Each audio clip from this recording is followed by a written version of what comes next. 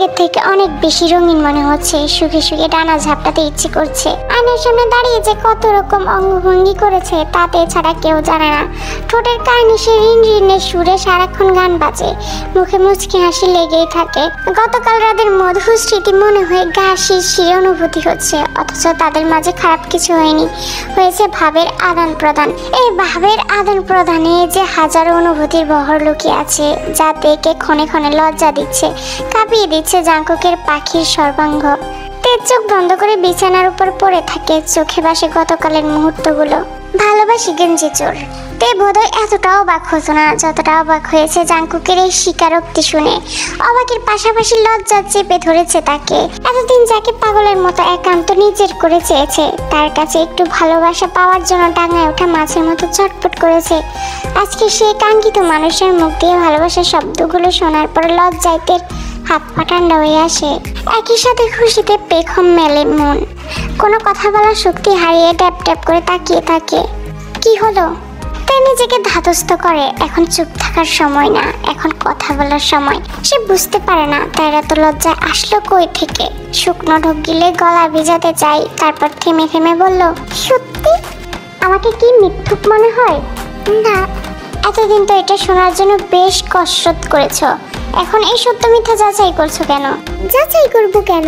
আমার আসলে বিশ্বাস হচ্ছে না, মনে হচ্ছে কল্পনা, তাই জিজ্ঞেস করলাম। জাঙ্কুক একটা গাছে হেলান দিয়ে দাঁড়ায়, মাথাটা কাত করে তেকে দেখে। বাড়ি যাও, গিয়ে একটা ঘুম দাও, সকালে স্বপ্ন না বাস্তব টের পাবে। তে যায় না, পাগুলো পাথরের মতো ভারী মনে হচ্ছে। তের কোনো নড়চড় নেই দেখে জাঙ্কুক আবারও বলল, যাও। তের মোটেই বাড়ি যেতে ইচ্ছে করছে না, তার এখন ভয়ঙ্কর সব ইচ্ছে করছে।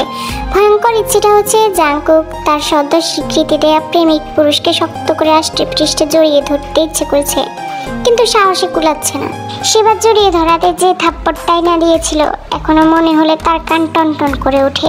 তাই সে আর ইচ্ছে পূরণের দিকে গেল না। যদি এই সুখের মুহূর্তে আবারও কান ব্যথা মানিয়ে দেয়, এই পুরুষের সাথে বিশ্বাস নেই, তার ইচ্ছা নিভিয়ে দেয় সে। বাড়ি যেতে ইচ্ছে করছে না। জাঙ্কুক সোজা হয়ে দাঁড়ায়। কেউ দেখতে পেলে কি অবস্থা হবে জানো? তে কথা বলে না, চুপচাপ তাকিয়ে আছে। সে নিজেও জানে রাতে দেখা করা খারাপ, মানুষ দেখলে কথা রটাতে দেরি করবে না। বাড়ি যাও, বাড়ি গেলে ফোন দিব, ওকে? তে মাথা নেড়ে সায় দেয়। তে বাড়ির দিকে হেঁটে গেলে জাঙ্কুকও তার বাড়িতে চলে যায়। তের কেমন যেন লাগছে, কেমন ফাঁকা ফাঁকা অনুভূতি। তে চোখ বন্ধ করে শুনতে পেল কাঠের দরজায় দুমদাম শব্দ করে জিমিন সমান তালে ডেকে যাচ্ছে। জিমিন এই সময়ে কেন? সে উঠে দরজা খুলে দেয়। জিমিন হাসি মুখে ভেতরে এসে তের মাথায় থাপ্পড় দিয়ে বলল, দিন দুপুরে দরজা লাগিয়ে কি করিস? তের মুখে লাজুক হাসি। সে এতদিন সবকিছু লুকিয়ে রাখতে পারলো, এখন আর লুকিয়ে রাখতে পারছে না। তের মুখে লাজুক হাসি দেখে জিমিনের ভ্রু কুঁচকে যায়। এই, তুই প্রেম করিস না তো? তে ভাবলো জাঙ্কুককে কিছু না জানিয়ে কাউকে কিছু বলা ঠিক হবে না। সে মাথা নেড়ে বলল, আরে না না, ভালো লাগছিল না তাই শুয়েছিলাম। আচ্ছা চল, মার্কেটে যাব, কিছু কেনার আছে। তাই জিমিনের কথা মতো রেডি হয়ে মার্কেটে চলে যায়। হঠাৎ মার্কেটে যাচ্ছিস কেন? দরকার আছে, আগে হোটেলে চল, টাকা আনবো। তে ভাবে যদি জাঙ্কুক থাকে তো। তার কেন জানি জাঙ্কুকের সামনে যেতে লজ্জা লাগছে, কিন্তু দেখার লোভ সামলাতে পারলো না। ধীর পায়ে জিমিনের পিছু পিছু হোটেলে গেল। ভাগ্য বুঝে আজকে তের পক্ষে ছিল। জাঙ্কুক সেরে বসে আছে অন্য দিনের মতো। জিমিন কাছে গেলেও তে যায় না, কিছুটা দূরে দাঁড়িয়ে থাকে আর চোখে জাঙ্কুককে দেখে। জাঙ্কুক তা দেখে মুচকে হাসে। তের এই রূপ তার কাছে অপরিচিত। তে সব সময় তার সামনে উড়নচণ্ডী, বেসামাল, কিন্তু আজকে এই রূপ যেন লাজুকলতা। খারাপ লাগছে না, মুখের লাজুক আবার তাকে মনে করিয়ে দিচ্ছে কাল রাতে সে নিজ হাতে ভালোবাসার এক নতুন অধ্যায় রচনা করে এসেছে। আজকে সারাদিন ইচ্ছে করে ফোন দেয়নি, কেন জানি দিতে ইচ্ছে করেনি। সারাক্ষণ কথা বললে কি ভালোবাসা বাড়ে, কিংবা দুজনের অনুভূতির মিলন হয়? তার মনে হয় 5 মিনিট কথা বললেও তো হয় প্রেমের আদান প্রদান। সারাক্ষণ কানে ফোন ধরে রাখার মতো লুতুপুতু প্রেমিক সে না। জিমিন মোগলে আনতে ভিতরে গেল। জাঙ্কুক এই ফাঁকে ইশারায় তেকে কাছে ডাকে, এই যে আপু, এদিকে এদিকে আসেন না। জাঙ্কুকের কথা বলার স্টাইল দেখে তে মুচকে হাসে। দুজন দুজনের দিকে তাকায়। কি অবস্থা, স্বপ্ন থেকে বেরিয়েছেন? সত্যি ছিল? তে গাল ভরে হাসে। জাঙ্কুক চেয়ারে হারা দিয়ে বসে অপলক টেকে দেখছে। জাঙ্কুকের চোখে দৃষ্টির সাথে তে অপরিচিত। আগে কখনো জাঙ্কুক এভাবে তাকায়নি, সবসময় রাগী চোখে তাকিয়ে তেকে মেরে ফেলতে চেয়েছে। আজকেও মেরে ফেলেছে, কিন্তু ভালোবাসার মরণ।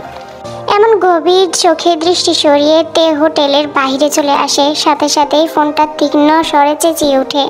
রিসিভ করার পরে জাঙ্কুক বলল, চলে গেলে কেন? আমি কি? এভাবে তাকাচ্ছিলেন কেন? আমাকে কি আজকে প্রথম দেখেছিলেন? প্রেমিকা হিসেবে আজকে প্রথম দেখা। বলেছিলাম না তে, আমি ভয়ঙ্কর প্রেমিক হব। আমি এমনটাই চাই। শুধু আমি কেন, সব মেয়েদের এক চাহিদা, প্রেমিক ভয়ঙ্কর রকম ভালোবাসুক। তাই নাকি? আচ্ছা দেখা যাক সামনে কি হয়। তে চুপ করে থাকে। জাঙ্কুক কিছু বলছে না দেখে সে পিছু ফিরে দেখে তার দিকে তাকিয়ে আছে। Love you. জাঙ্কুক হাসে। আচ্ছা।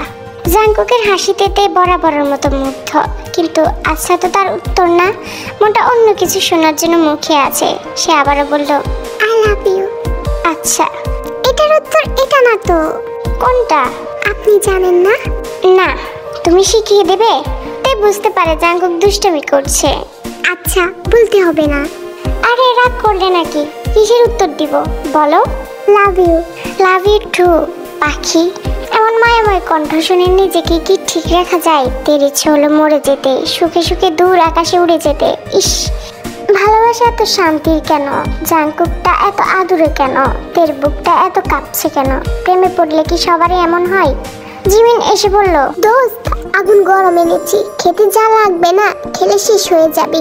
তে পেছনে ফিরে আরেকবার জাঙ্কুককে দেখে নেয়। হাঁটতে হাঁটতে মনে মনে বলে, তোর ভাইয়ের প্রেমের আগুনে তো আমি শেষ, মোগলাই আর কি শেষ করবে? ইয়োজুন আর সুবিনের বিয়ে ঘরোয়া ভাবেই হয়েছে। নামজুন ছেলের জন্য পছন্দ মতো পাত্রী খুঁজে এনেছেন। বাবার পছন্দের পাত্রী দেখে সুবিনেরও খারাপ লাগেনি।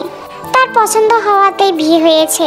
নামজুন আর জিম ভেবেছিলেন তাদের পছন্দ করা পাত্রী মান্যগণ্য করবে। আজকালকার ছেলে মেয়েরা শ্বশুর শাশুড়িদের একদম সম্মান দিতে চায় না। প্রথম বছর খানেক ইয়োজুন নদীর মতো শান্ত থাকলো। আস্তে ধীরে সবাই এই শান্ত নদীর ঢেউ বুঝতে পারলো। ইয়োজুন কখনো তর্ক করে না, কিন্তু কথাই আছে না, গাছের উপর দিয়ে পানি ঢালি, নিচে দিয়ে গাছ কাটি। ইয়োজুন ওই রকম। শ্বশুর শাশুড়ির সাথে কখনো তর্ক না করলেও সুবিনের কাছে উল্টাপাল্টা লাগিয়ে দেয়। তের সাথে উপরে উপরে ভালো হলেও মন থেকে একটু পছন্দ করে না তেকে। তেকে বিয়ে দিয়ে বাড়ি খালি করতে পারলেই যেন শান্তি। ইয়োজুনের এই শান্ত আচরণের ফলস্বরূপ সুবিন আজকাল মা বাবার সাথে খারাপ ব্যবহার করে। তেকে কথায় কথায় তেড়ে মারতে আসে, গালমন্দ করে। জিন করুণ চোখে তাকিয়ে থাকা ছাড়া আর কিছুই করতে পারে না। ইয়োজুন তার রুম থেকে বেরিয়ে তে রুমের দিকে তাকায়। তে আয়নার সামনে দাঁড়িয়ে গুনগুনিয়ে গান গাইছে আর কলেজে যাওয়ার জন্য রেডি হচ্ছে। গত কিছুদিন ধরে তেকে যেন একটু বেশি খুশি। ঠোঁটের কোণে হাসি ইয়োজুনের নজর এড়ায়নি। কি নিয়ে এত খুশি? ইয়োজুন সন্ধানে চোখে এগিয়ে যায়। ননদিনী। তের গান বন্ধ হয়ে যায় আর চোখে তার ভাবির দিকে তাকিয়ে মুচকে হাসে। সুখী ভাবটা কোনোভাবে মুখ থেকে সরছে না। সে চায় না ইয়োজুন মুখের এই অভিব্যক্তি জানুক। সে ইয়োজুনকে ভালো করে চিনে। এর মুখে মধু, অন্তরে বিষ। এত সাহায্য কেন সুন্দরী? তে মুখে হাসি ধরে রাখে, মাথা দুলিয়ে অভিনয় করে বলল, কলেজে যাচ্ছি না। তা বলো, আমি ভাবলাম কোনো প্রেমিক পুরুষের সাথে দেখা করতে যাচ্ছ কিনা। তে মনে মনে খুব চমকায়, কিন্তু মুখের ভাব রাখে ভাবলেশীন। দেখা করতে গেলে তুমি জানতে না? ইয়োজুন বিছানায় বসে তের মুখের দিকে এক দৃষ্টিতে তাকিয়ে আছে। সে তের মুখের ভাব বুঝতে চাইছে, কিন্তু কিছু বুঝতে না পেরে হতাশ হয়ে বলল, আমি জানবো? তুমি আমাকে কিছু বলো নাকি? প্রেম করলে তো বলবো।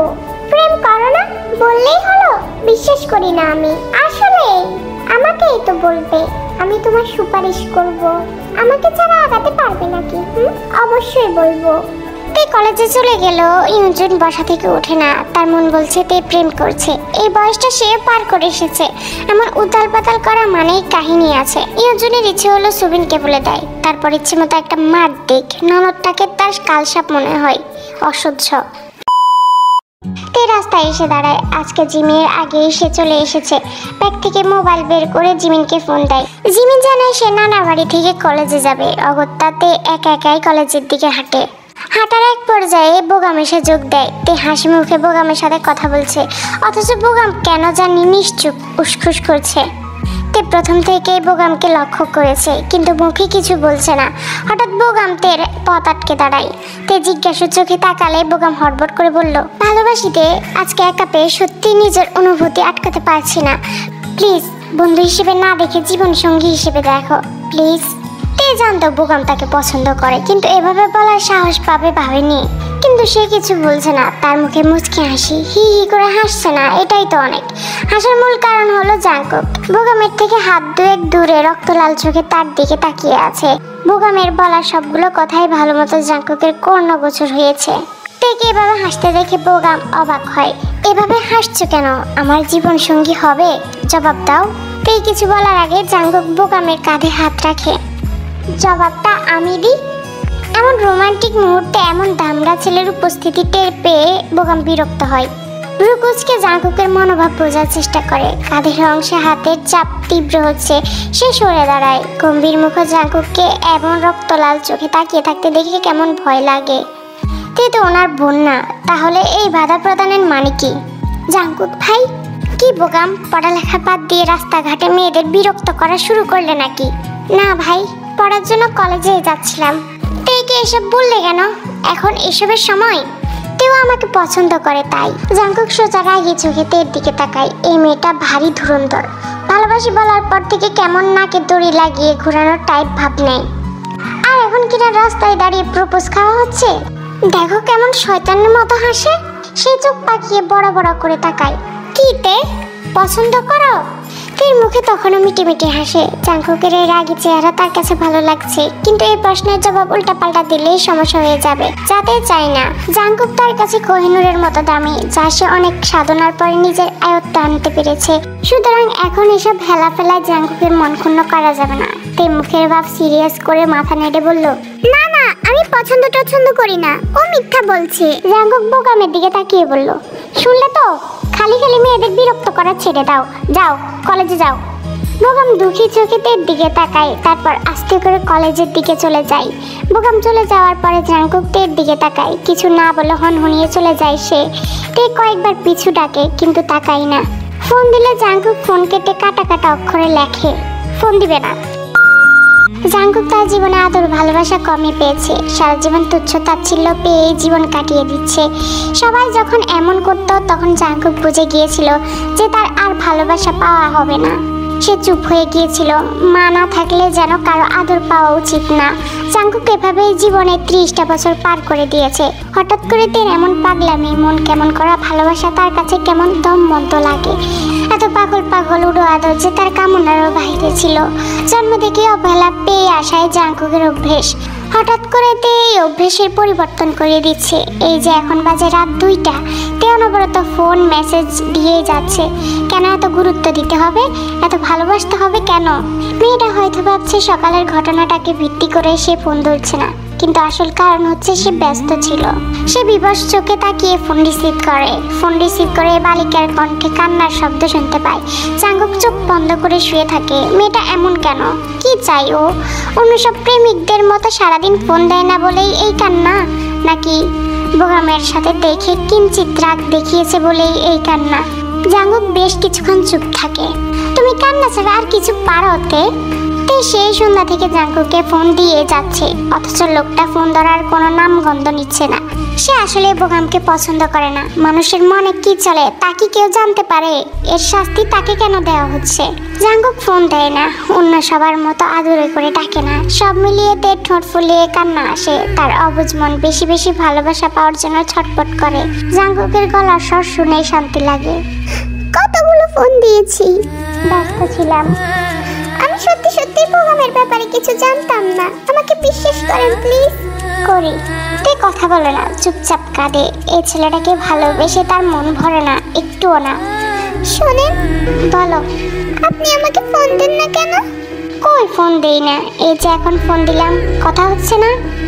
তা তো আমি ফোন দিলাম, আপনি না। তাতে কি, একজন দিলেই হলো। না। কি না? আমার মন ভরে না তো। কিসে? আপনাকে ভালোবেসে। জাংকুক চোখ বন্ধ করে হাসে। কিভাবে ভালোবাসলে মন ভরবে? দেখা হলে বলবো। আমাকে একটু আদর করে ডাকুন না।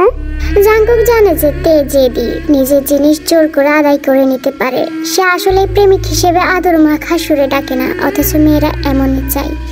কি বলবো? যা ইচ্ছা। তে পাখি আমার বুকে আসবে?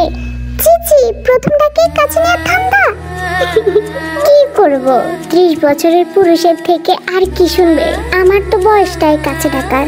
ওই টিনেজারের মতো প্রেম আমার দ্বারা হবে না। আবারটা কিন্তু এই ছোট মেয়েটা তাকে আয়ত্তে নিয়ে যাচ্ছে। সে তের কথা কেমন বশীকরণের মতো শুনে। তার বয়সের সাথে এসব আদুরে ডাক কেমন বেমানান, কিন্তু জাঙ্কুক চোখ বন্ধ করে প্রেমিকাকে জিতিয়ে দিতে চায়। চান ব্যাস এটুকু ডাকে এদের সুখে সুখে উড়ে যেতে ইচ্ছে করলো। অনেকের কাছে এই ছোট ডাকটা সামান্য হলেও তার কাছে আকাশের চাঁদের মতো দামি। তার বয়সটাই যে এমন আবেগী। সে আবেশে চোখ বুঝে ছোট গলায় বলল, জাঙ্কুক জানে তে তার জন্য কতটা পাগল, কতটা মরিয়ে।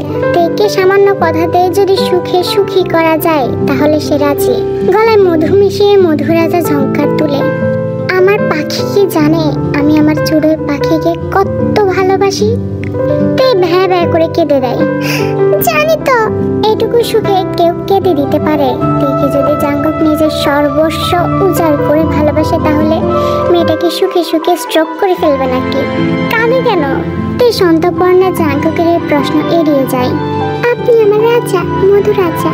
এই বাচ্চা মেয়েটার কথাগুলোতে এত সুখ শান্তি। আচ্ছা আমাকে জলদি বিয়ে করে নিন তো। আপনাকে ছাড়া আমি আর থাকতে পারছি না। মধুরাজা ছাড়া মধুরানীর ঘুম আসে না। মধুরাজার কাছে আসলে আপনার নির্ঘুম অসুখ হবে মধুরানী।